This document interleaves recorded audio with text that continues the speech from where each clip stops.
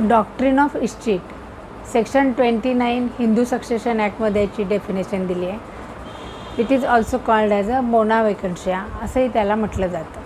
आता याचं general principal काय आहे हिंदू सक्सेशन ॲक्टप्रमाणे, जर एखादी प्रॉपर्टी आहे तर त्याचा कोणीही मालक नाही आहे की ती कोणाच्याच मालकीची नसेल तर त्याचा ताबा सरकार घेतं आणि त्याची ओनरशिप सरकारकडे जाते.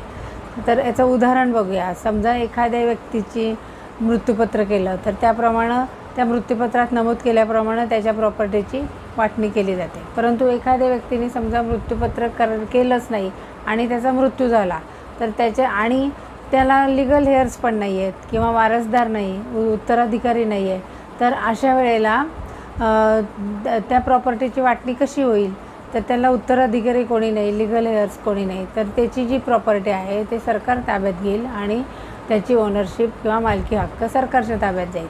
तर याचंच उदाहरण घेतलं तर ए आहे. ए हा एक व्यक्ती आहे, त्याची प्रॉपर्टी आहे आणि त्याला कोणी लिगल हेअर्स नाहीत, त्याला लिगल हेअर्स नाही आहेत आणि त्यानं मृत्यूपत्रही बनवलेलं नाही आहे. तर अशा वेळेला एची जी प्रॉपर्टी आहे ती सरकार ताब्यात घेईल आणि त्याचे मालकी हक्क सरकारकडे जाईल आणि त्याचा सगळा मेंटेनन्स सरकार करेल.